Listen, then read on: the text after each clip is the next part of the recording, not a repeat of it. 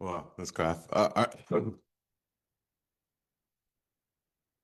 Hamadak Yapi Yat Eppen. Hello, everybody. This is my name is Arlo Iron Cloud Senior. I'm here with Racing Magpie, and this is the conclusion to the 2025-26 Winter Series. And we've had a really good experience with a number of artists. And we're actually going to conclude this year's this season's with Jhon Goes In Center. Jhon is Oglala Lakota. He is a multimedia artist. He is known for his sculptures, his metalwork, and I was just talking to him a minute ago, and he said I kind of go under the radar. But if anybody online is here, or if anybody can see everybody, this we're filling up here. Jhon, thank you very much for coming out today. I appreciate you coming here. Thank you. I need you to grab that mic right there and keep it about right here. Okay. How are you today? Oh, I'm good. Yeah, I had a good night's sleep. Kind of got up with the sun, which I'm getting in time again with the season. Yeah. So that's what I really like about.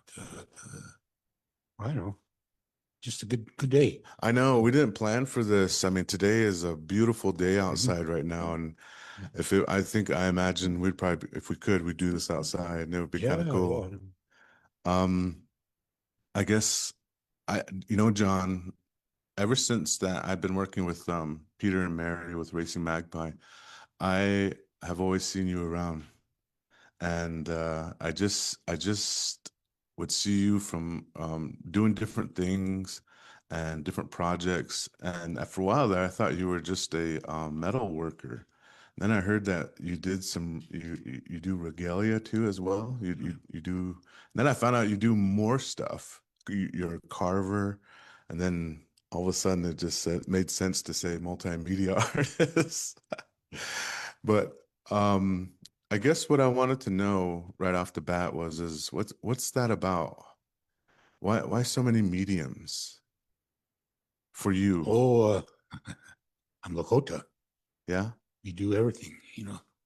We're not labeled in the sense that we have a title. We're relatives, so we kind of find ourselves in many places doing different things. And but just to define myself a little bit more, not only do I make things, I call myself an art servant because I do a lot of other things in the service of art. So I've been on institutions and their board of governances and consultations with as a support group for museums and just a lot of things like that. I mean, there's so many stories that I could tell about what else I do. Yeah. But I think that's my sanity is making things, But I often wonder myself, how did I ever get started in all this, But I do have my ideas because as you go through life, things start revealing themselves to you. Hmm. You may have a dream, and all of a sudden, you kind of, what was that all about? But as you go through life, and all of a sudden, little things in that dream start clicking, it's like, geez. Oh man. Jhon, we'll come back to that, man. That's really amazing how you said that. But I am curious though, how did you start? What kicked it off for you? I think when I really think about the things that inspired me, I remember as a little boy,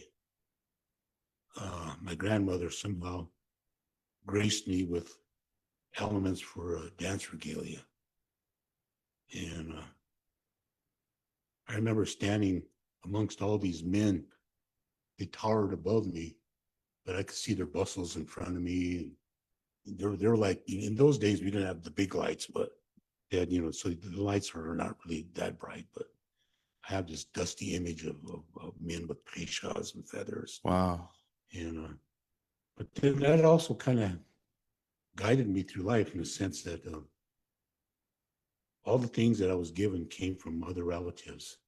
So that in later life, it kind of developed into I guess, a philosophy that we're all in this together. We all have things to share. So But I did go to school to study museum.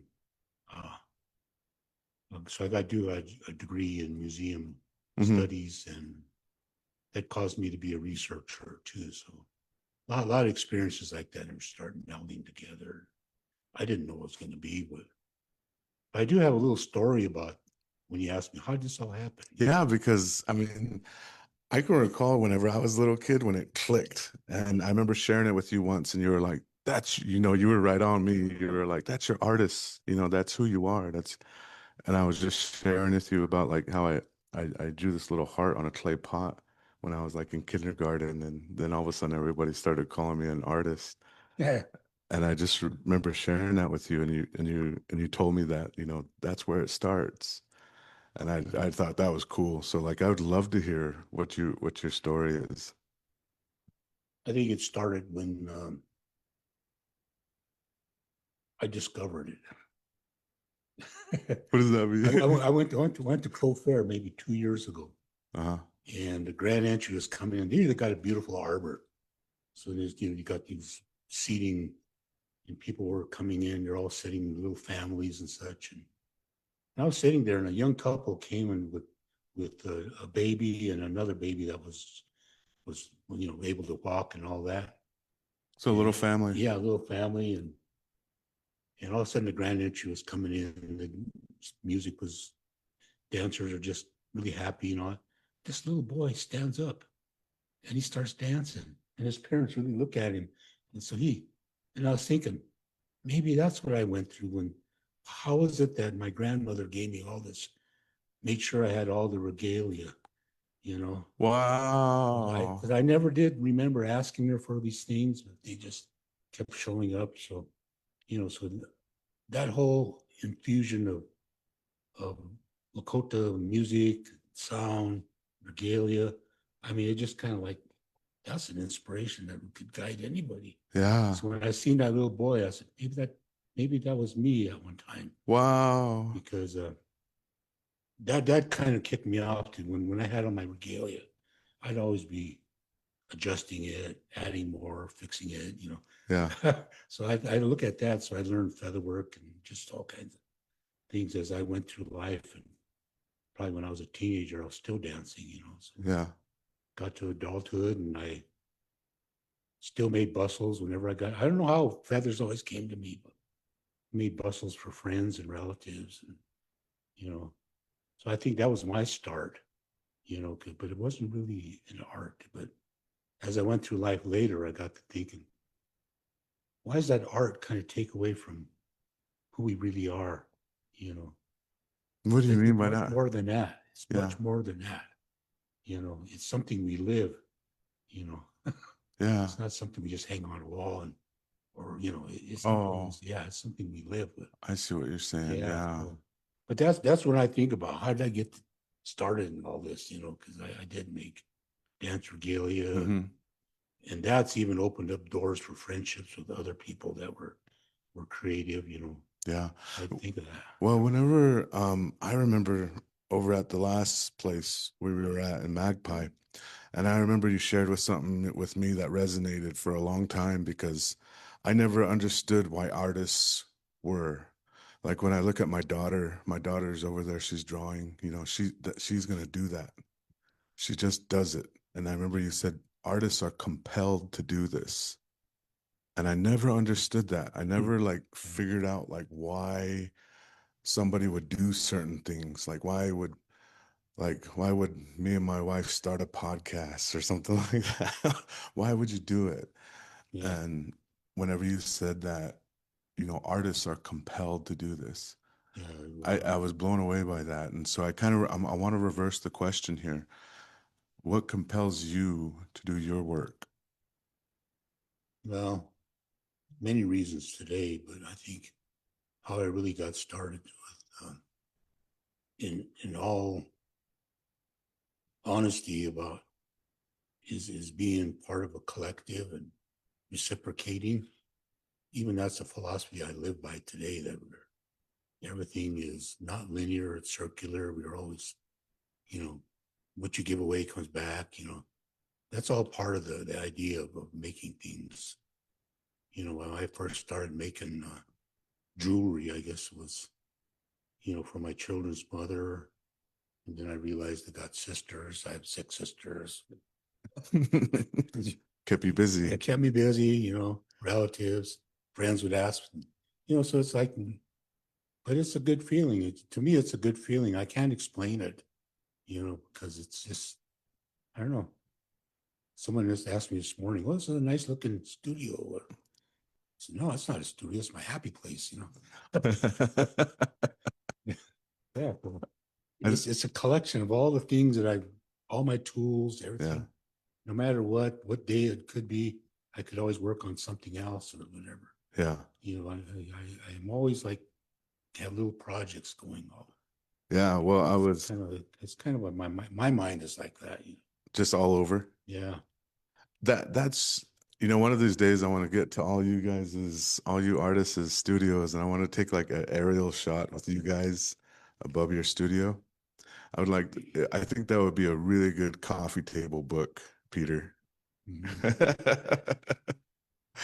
um, I kind of want to know a little bit, like at what point did you kind of like say to yourself, I know you're probably like doing a little bit of hustling growing up just to, make ends meet, selling what you're working on, but like at what point did it become like, hey, this is art, or has it always been art to you? Oh, I've done so many other things too. You know, of course, you know, I had the experience of going to a boarding school too, Oh, okay. and even that, in a sense, helped form me to be an entrepreneur. Hmm. What does that mean exactly? Okay, so when you're captured in an environment like that, you know, you have a sense of like, you know, you just can't give in to all this stuff. But yeah, no, it caused me to be an entrepreneur. So I always thought that whatever it was, like as long as I can keep making things, doing things to some advantage. Where did you go to boarding school? It's called St. Paul's Indian Mission, but I think everybody knows it as Boarding Mission. Oh, okay. Yeah, but there, I found myself working in the bakery. How did you end up in the bakery? Yeah, well, that has its benefits, you know. Yeah. And then when you're an altar boy, you get to eat with the priests. I know. Oh, So you just kind of find yourself doing all these different things, yeah. you know. So it just isn't one thing. You always find yourself moving to be busy. Oh, how precious was that bread back in the day? Oh yeah, well, we had these call them Javas. They'd make these little coffee cakes. Yeah, stuff a few away that you can trade them later, you know. So I mean, it really did cause me to be an entrepreneur. Mm. But with that entrepreneurial spirit, I know I wasn't afraid of anything, Hmm. you know. So people don't know it, but I have a technical career. I worked 17 years at IBM. What? Yeah, What is? and then when I quit, everybody said, "You quit IBM?" I said, "Well, it was never my paradigm to work in one place for retirement." But I Wow. did found my own business doing GIS, computer mapping. What, Yeah, John? and I You're a couldn't. Yeah, and so I tried to want to work for my tribe, but you know they never hired their own people. So I found myself working in Canada, um, helping First Nations create maps for their entry into the treaty process. Yeah. So I'm so kind of mad at my tribe right now because they're not like well, you you're know, they're evolving. right. You know, they were in a period of devolution, but now they're evolving. So there's young people that I'm really proud of that. Yeah. You know, in fact, we had a project here, Racing Magpie, the the project that invited these young people to start looking at our culture from a spatial perspective, Wow, our that's cool. land. That's the basis of everything we have is our land, and I don't know. There's so many things that bring us back to that point of our identity. Hmm. So that's when I found this and I was exposed to this technology. I quit IBM because I wanted to give this back to our tribe and find technical ways of actually solving problems and also being connected back to our land base. Mm. So when I went up there, I learned this broader idea of Aboriginal homeland. When I came back to the lower 48 here, Mm-hmm. people didn't connect to Aboriginal homeland. They're only like reservation. Mm-hmm. And today, that's a mindset that still encapsulates many people in their creativity, is that political boundary. Talk a little bit more about that. Why do you say that? Yeah, because right now, I mean, you're captured within the boundary. You know, in Mm. fact, that boundary, I live outside that boundary. I can't even vote Oh, in my tribal elections. yeah, because you don't live within the Yeah, so boundaries I'm of a the wild reservation. Indian. They said if you didn't come back to the reservation in 1876, you were deemed hostile. So I'm a Oh, hostile Indian. so you're a hostile Indian. Yeah. You're the ones that we couldn't tie down, or we, or what? No, no. So it's that entrepreneurial spirit, which is a different way of looking at art. That creativity, that critical thinking, the connections, the expression. These are all, it's a spirit that we all have within us Mm-hmm. to communicate, to sing, to listen, to hear. It's just all these senses. Yeah. Yeah. Now I'm curious, I've always been, when you're an indigenous artist and you're using your culture and traditions to display art, people have been labeled like sellouts for doing stuff like that. I'm kind of curious, like, what are your thoughts on things like that whenever, because I hear that from time to time from people, and I can think that that's pretty discouraging for upcoming artists, but I'm curious what you would say to something like that. Well, I'm not one to denigrate or anything, but I do know that there's things that we need to have more discourse on and understand about our creativity.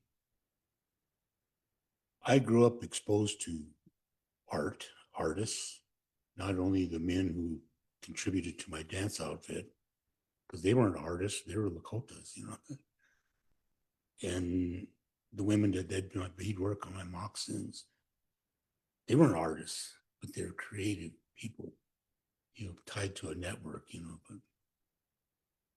but also I was exposed to, in my grandmother's house was a painting by Andrew Standing Soldier.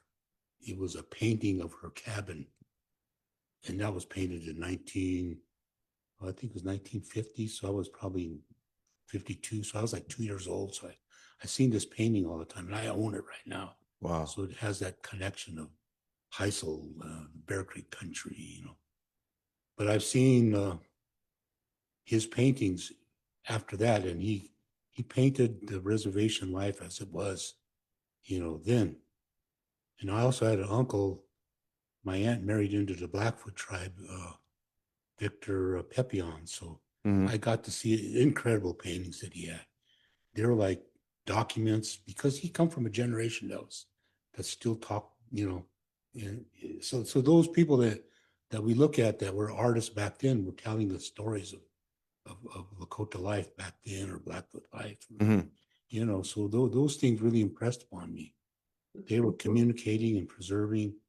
And then what happened after that, I don't know. I'm still trying to figure that out. Mm. What happened to the next generation of artists? They kind of lost that connection to the culture in a sense they started. And that's why I'm being very careful about contriving things about who we are, Hmm. you know. When a young artist or even anybody that is looking upon your work, what do you hope that they take away from your? Well, from what I'm doing now, because I've been going through evolutions of different things through my life of what I'd like to make and try. And somehow even that experience filters into the future. Right now I found a medium that actually was gifted to me that I'm hoping will help us really understand ourselves as Lakota people, the true sense of our soul and our identity is the land. So I work with these agates, Wow. and these agates came up from the uplift of the Black Hills when the Black Hills are uplifting. So in our oral histories, the Great Race was going on, Hmm. when these rocks were rumbling up in the center of the racetrack. Yeah. Well, these agates were coming up with Dang, that's crazy. that. Yeah, I know. That's just like So and these agates were formed in limestone. They've been forming under four different oceans. This was a big inland sea at one time. right. So these agates are very rare because they're formed in water. Mm, And when you look at them, you'll see how amorphic they look. yeah. So they are close relations to the first rocks. Mm, These are Tashi, the cousins of the first rocks. So, yeah. I mean, so it's all these things like that that just started coming to fruition. So I'm hoping that somebody gets inspired by wanting to work with these agates and make adornment. Wow. Yeah, Why do you say that? Get a spider bite? because we need that connection to the land again. Yeah, right now, so much of the art is kind of captured people within U.S. history, but we're much more older than that. Yeah. That's cool, Yeah, John. Thanks for sharing that with yeah, us. yeah. I know when you see all this art that people are still painting things from the 1800s, it's like, come on, we're much more than that now. Yeah. You know, let's look about who we really are. What's our culture all about? Let's get down to the roots, baby. Yeah, exactly. That's kind of the way I look at it. Yeah, I admire that. That's what I my memory of art is that like you're like you said, you're compelled to do it. And whenever I think about my family, whenever we go from different place to place, we do buffalo butcherings, and one of the things that I hear is that somebody that has seen and been a part of it before, they always say it's different this time. Like the what you're showing us when it comes to buffalo butcherings is different this time, and I love that because that to me shows is that it's just about wonder. Like I might be focused on the head, and what all bones and Yeah, skin and hair, and like I'm focused on that. Whereas before, why I might have been focused on like the the legs or the intestines or the guts or something like that. But I realize what you're saying there is that like if we go deep, we go down to the bare bones of like what hmm, holds us up as a people, we kind of literally give more strength to who we are. yeah. I mean, just you talking, I was getting all like, yeah, I love being Lakota. Mhm. So this is all stuff that we kind of know our ancestors discovered and perfected. The whole idea of buffalo, the relationship with them, and how they were, in today's terminology, keystone species of a prairie ecosystem. Hmm. Everything was in harmony and balance, and we were part of all that. We didn't exploit them. We lived with them. Hmm. So that figures into when you look at indigenous art and its origins. It was portraying these connections and stories. Wow, I You know, never even thought to think that that no, was a depiction of our ancestors' understanding of their connection to the land. yeah. So all the imagery that they developed, really had those kind of. So I was telling, I always speak about spiritual intelligence. That's what our ancestors had. Mm. And that figures into your creativity as well. You know, that connection. So these are things that I don't know who to talk to about, but you're asking me questions, Oh and no, you know, I really appreciate your answers because when it comes to this world, like I always wanted to be able to inspire the next generation coming, yeah, or just kind of give them a little bit more than, because I remember being in school and I would get all the time out. There's this funny Calvin and Hobbes cartoon where Calvin's complaining about the art, the teachers constantly harassing about his art and all this stuff. And they're like, well, what's her biggest problem? The tiger says. And he says, well, it might be because I'm doing it during math class. yeah, It just it makes me laugh because like when you think about this, I want to be able to inspire or show the next people that are coming up, like, it helps to know that like what boarding school has created inside you.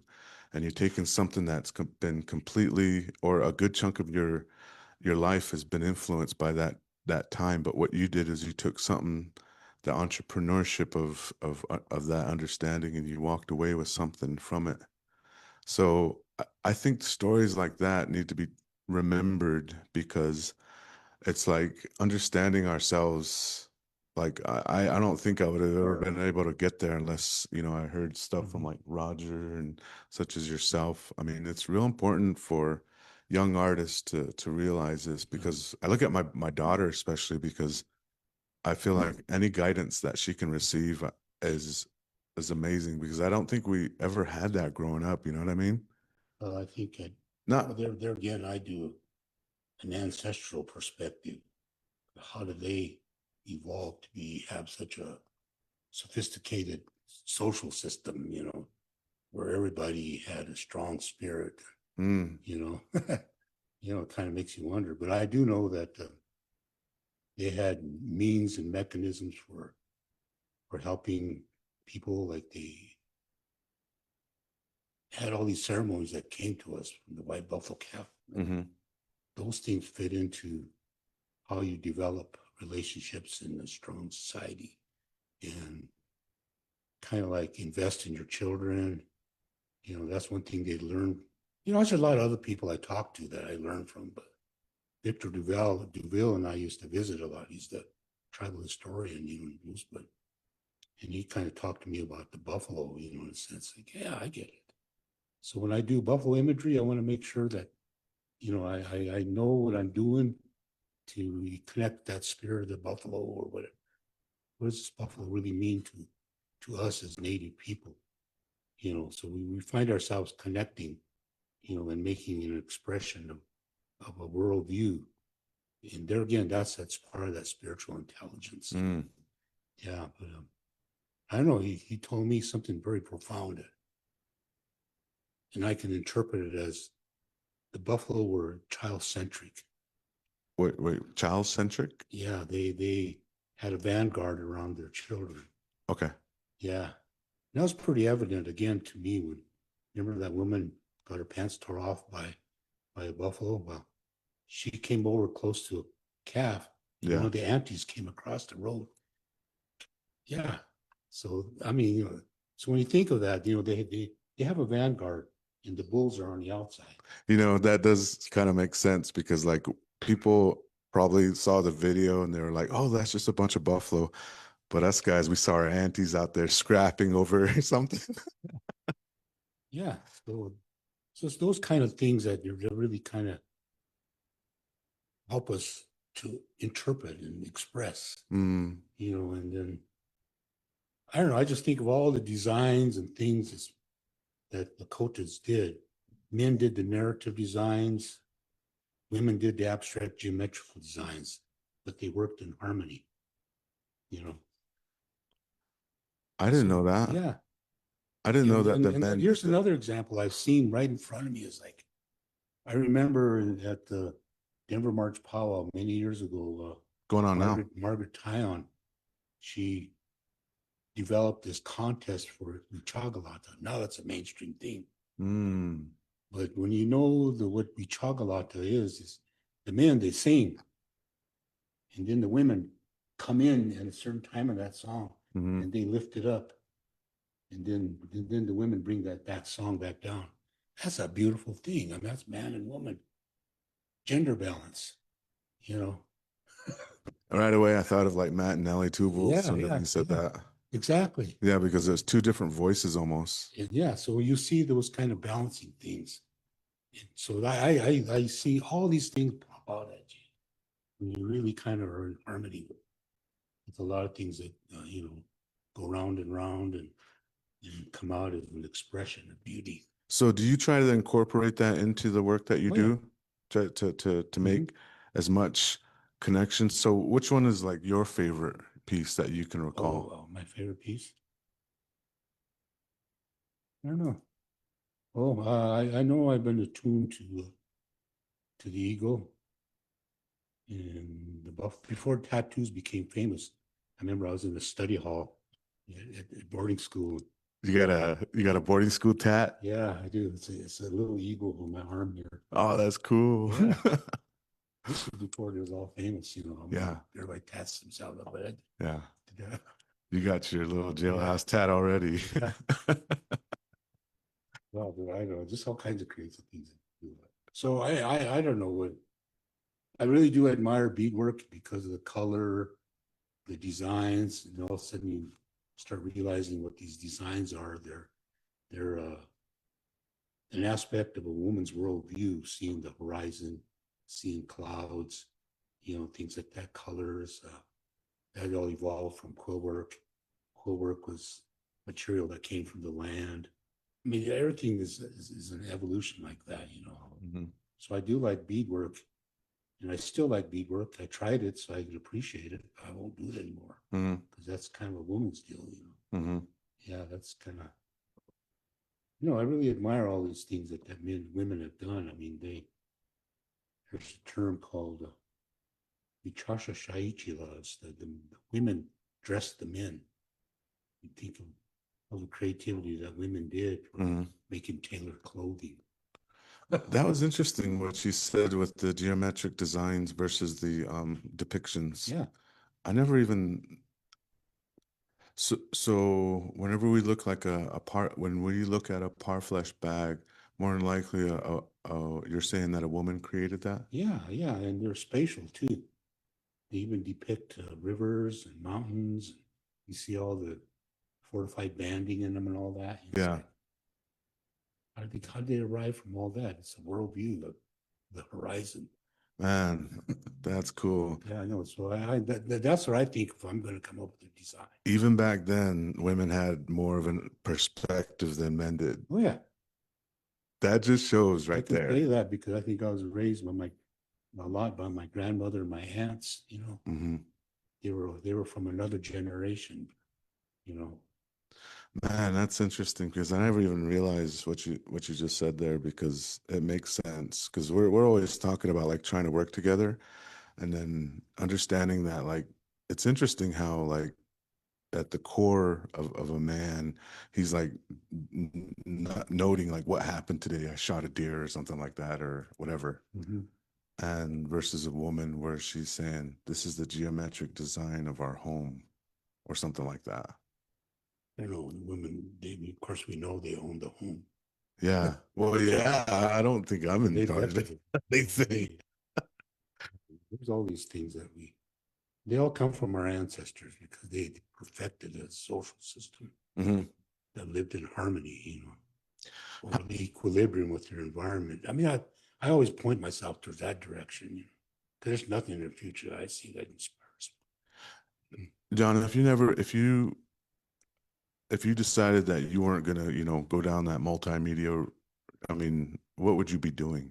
Would you still be like working at IBM or something like that? Or what would you be doing? Oh, I did have a good job at IBM. I worked in advanced technology labs in there, and I got along good with it because the type of management I was under then, they depended on your creativity, you know. Hmm. So I got to work with lasers and things like that, and test equipment, and just kind of doing feasibility on new technologies in business machines. And Man, that's crazy. yeah, IBM. I feel like those soldiers on Saving Private Ryan when they found out he was a school teacher. oh yeah, yeah. Well, that's part of me. And I did a lot of work for museums, and I got involved in the early parts of NAGPRA and was involved in negotiating treaties. I mean, I was whoa. repatriation, Oh and wow. did some international repatriations. And yeah, it So just you kind of like brought stuff back from overseas or whatever, or help. helped things go back to Canadian tribes. I'm really curious. How big is that? Because I'm starting to hear more stories Yeah. about stuff coming back from Europe. Did they take a Well, lot of stuff? I mean, well, you have to understand history too, in a sense of what everybody was thinking about Native people. We think we were going to be vanished, and we were going to leave all these cultural artifacts. hmm. And people were collecting them like crazy. Think of us as a vanishing race, but we're still here. Wow. Yeah, but Now, I think a lot about those things that were taken under duress, and then even other things that were an industry that a lot of Native people had to create just to stay alive because we had no resources. So a lot of those things were collected and bought too. So there's a menagerie of things that are sacred. There's things that were sold. There are things that were stolen. Mm. Just so you need to kind of figure this all out. When we repatriate things back, Yeah, what does yeah. it mean? They belong to a generation that we need to rediscover. Why were these things made?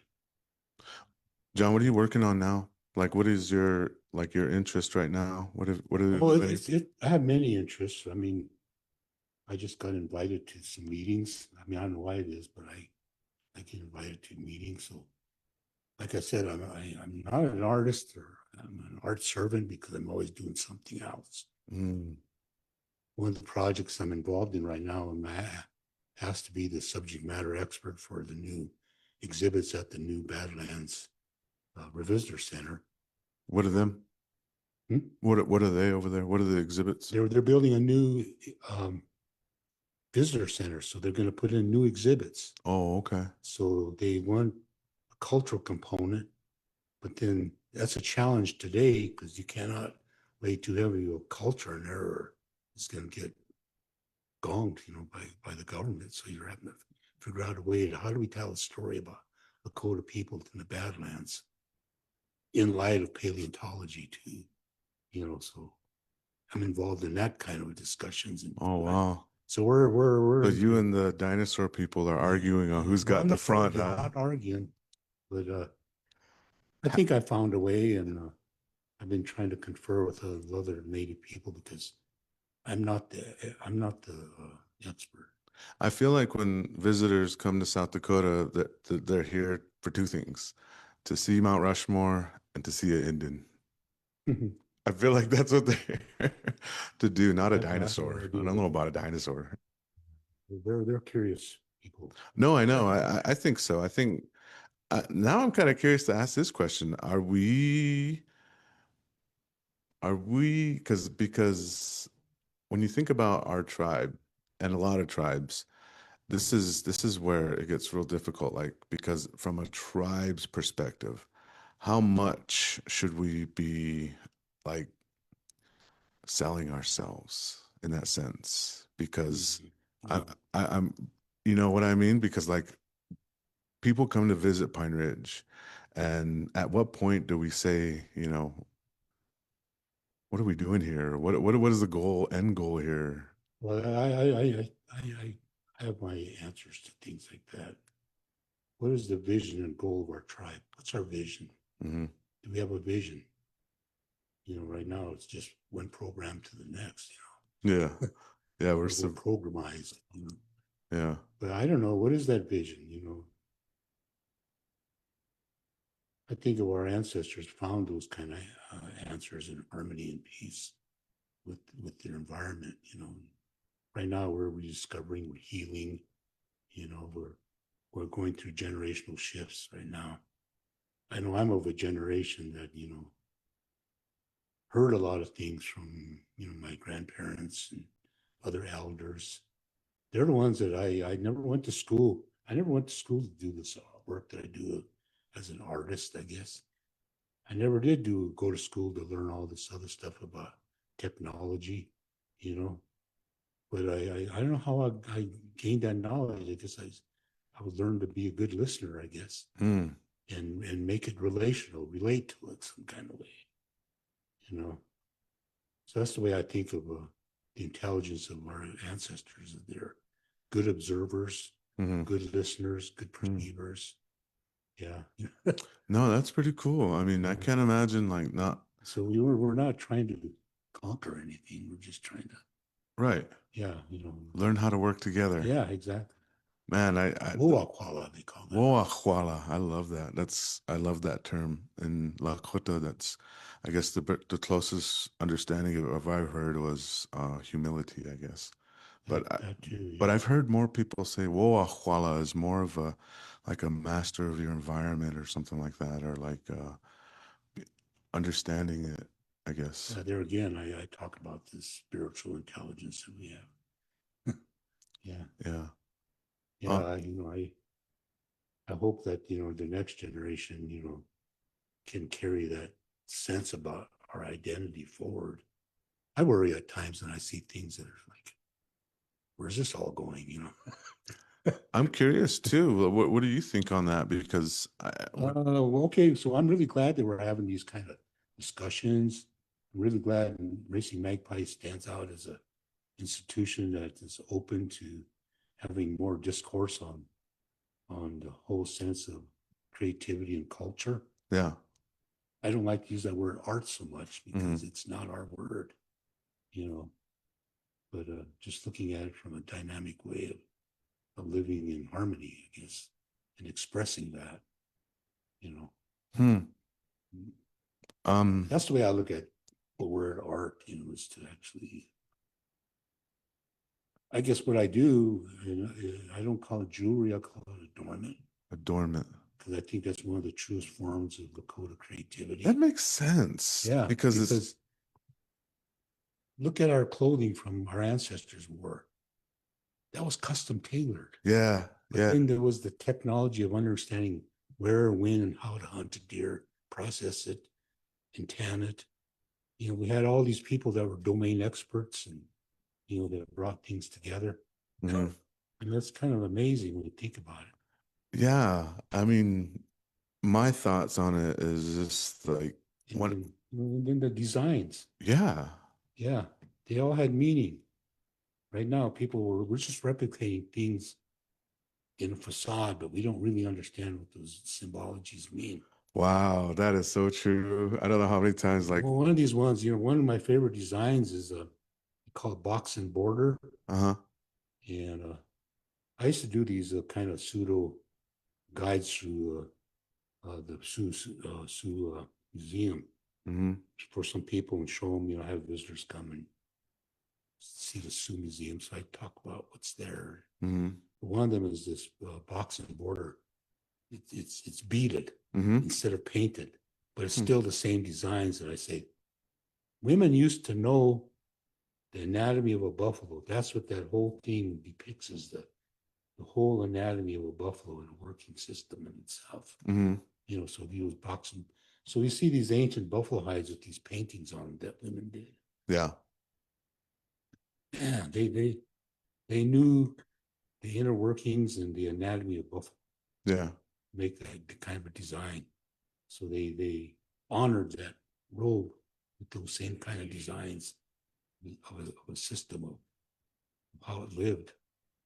It's just amazing when I see things like that. Man, I hear you on that. It's unbelievable whenever you realize how connected our people were. Yeah. Right now, I think we're gonna just we're gonna pump the brakes, obviously. So we're about at the tail end of our time here. But I wanted to thank everybody that came here today for joining us. I enjoy doing these things. So whenever I see people start showing up, I really appreciate it, and it really means a lot to me.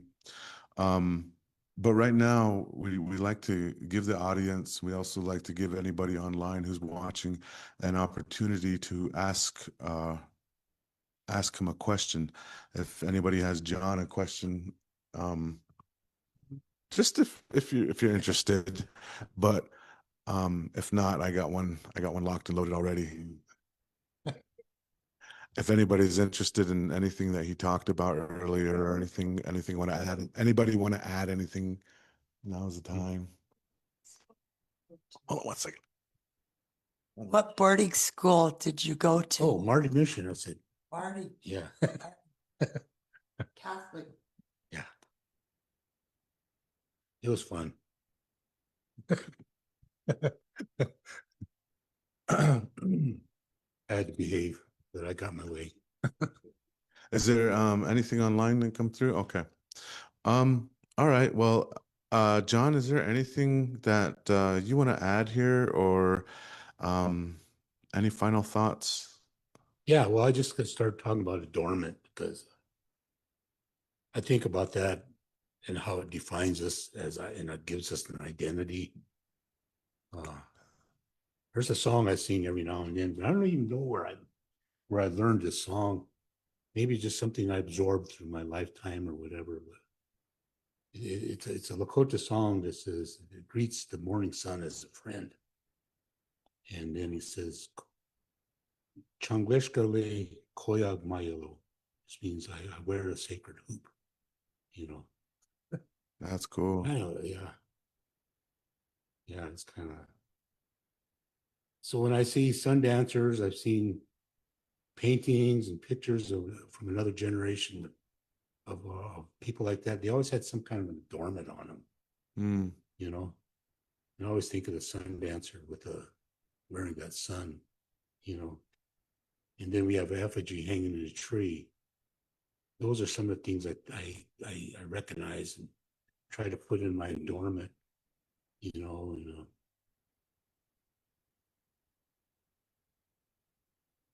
I know you're going to see images, and I'm doing this presentation this afternoon of different kinds of adornment that we've done, but it's something that we as mobile people didn't really put up, but we lived with.